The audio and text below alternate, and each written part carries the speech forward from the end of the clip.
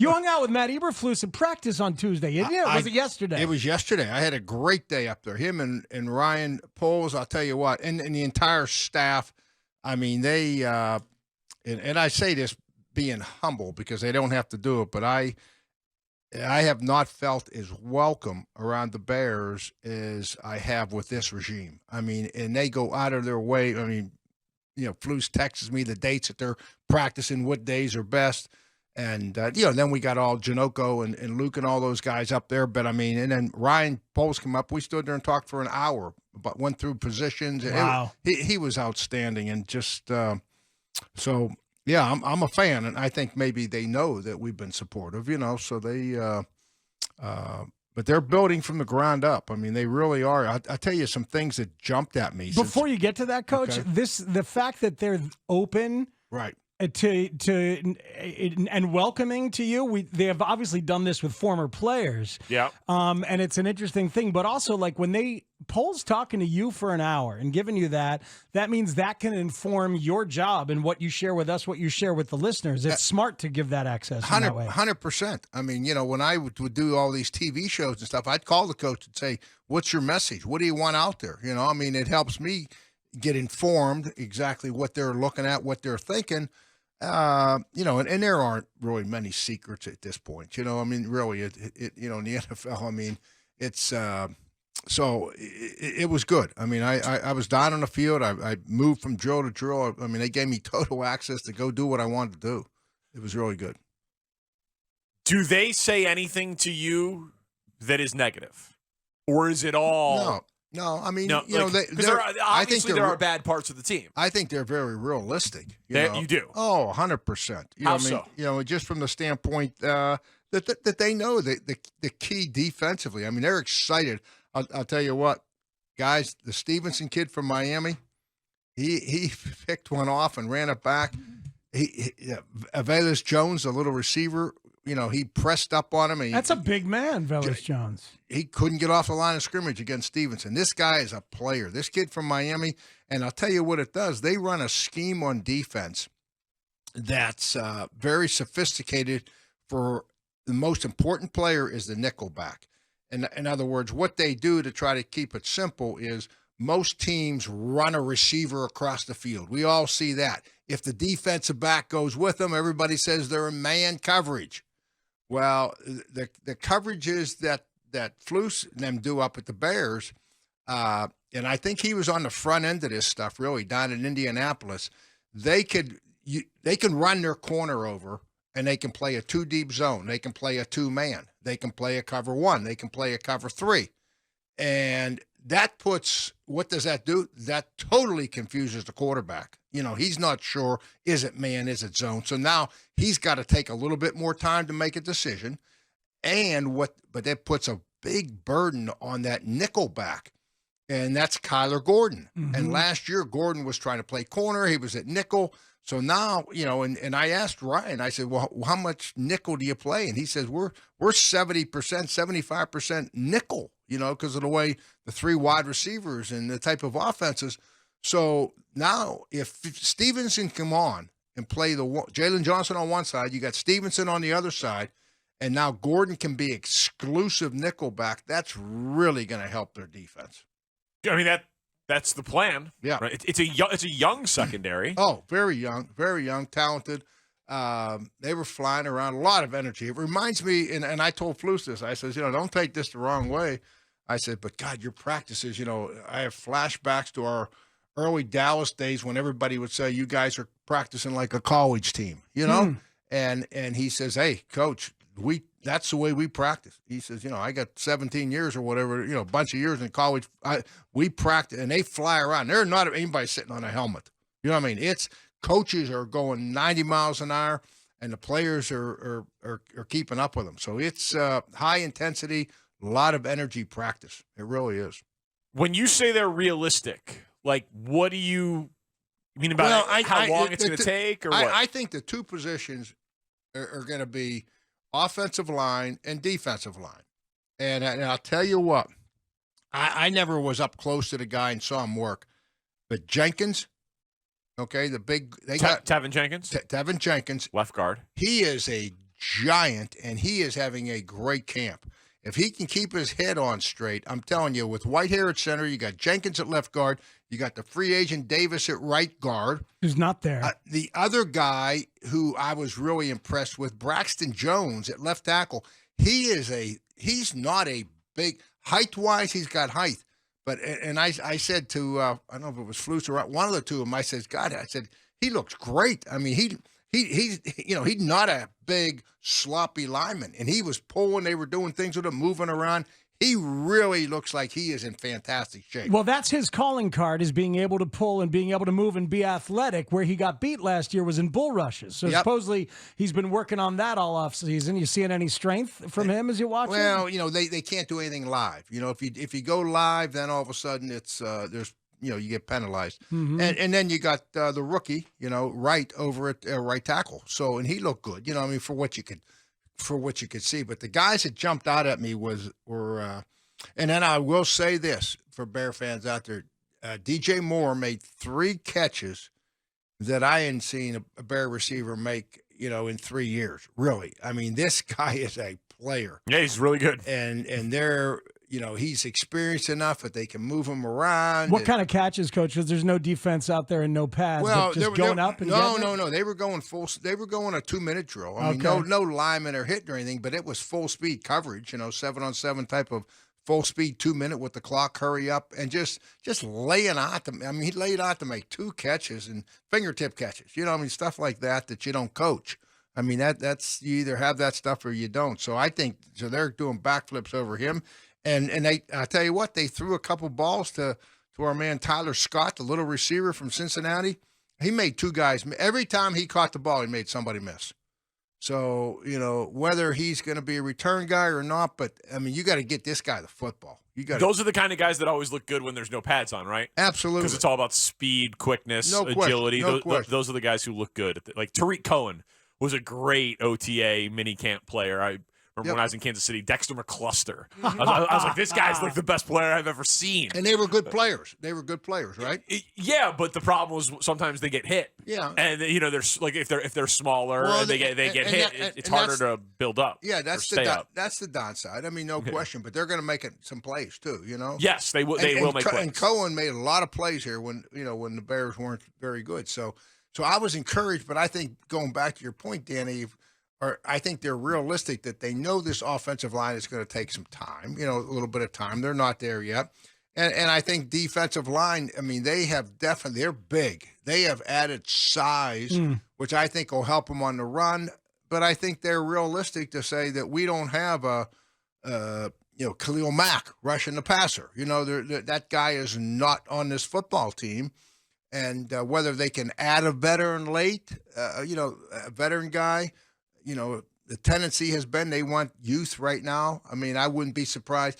A lot of teams, I remember when we added Charles Haley at the Dallas Cowboys, it was after training camp. We wanted to go through training camp, and I remember the conversation, hey, let's not jump the gun on anybody. We got a little bit of money. Let's get through training camp and assess where we're at. And we were having beers. Me, Jimmy, North Turner, Tony was probably there. And somebody had to grab the cans. I'm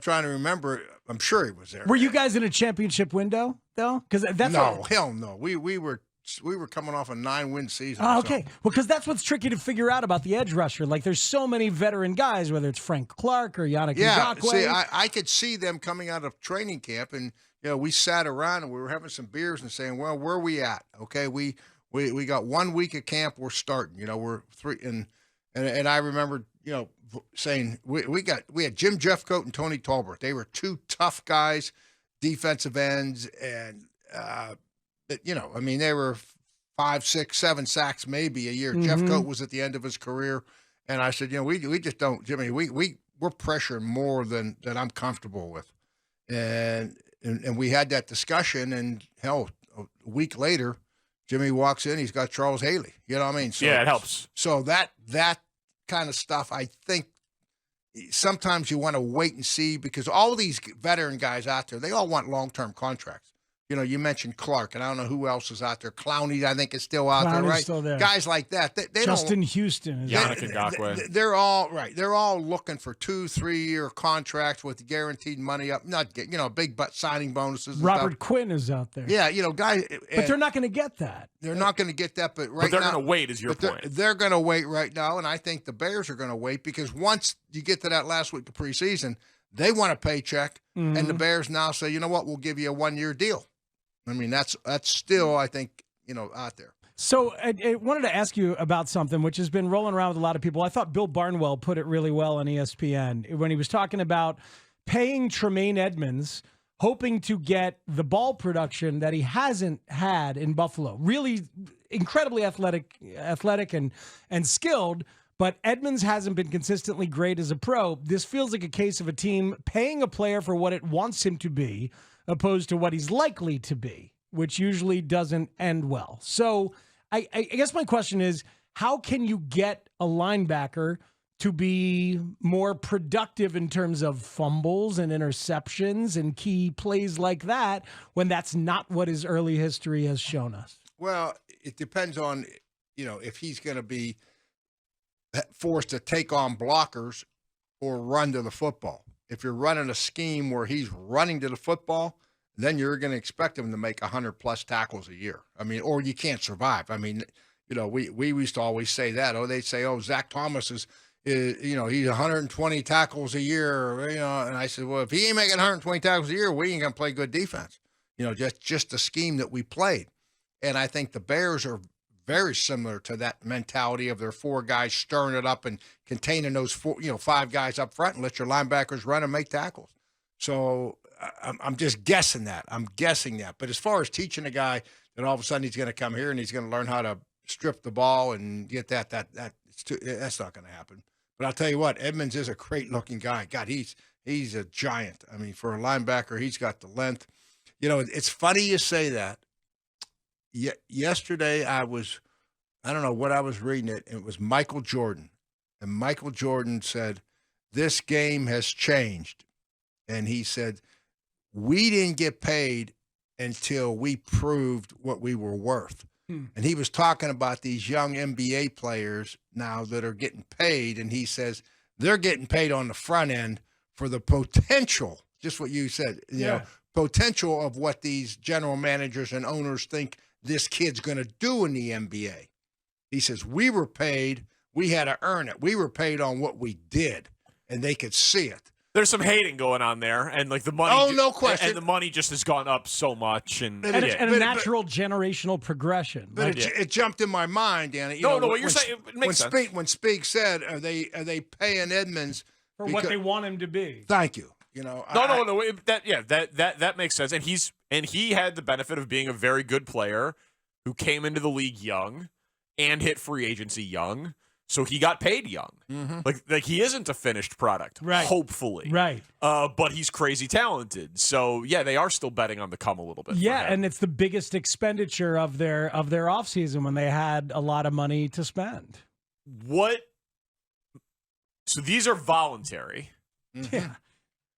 But the players then get a little bit of heat from fans and media when they're not there. Hell yeah. And the coaches say, we want everybody there. Hell yeah. But you can't fine them because it's voluntary. Like, does it matter to you that Jalen Johnson or Nate Davis or Eddie Jackson or whomever is not there? What matters and what doesn't on that front? Well, Nate Davis, I mean, being new, I mean, if somebody hired, this is a job, right? Nate Davis just got hired by the Bears to, with a new job. I mean, in my mind, and I'm a little bit of the old school, we just paid you. We just hired you. Mm-hmm. Get to work. It's time to get to work here. Now Jalen Johnson, I mean, I can get that. I mean, he's a veteran player.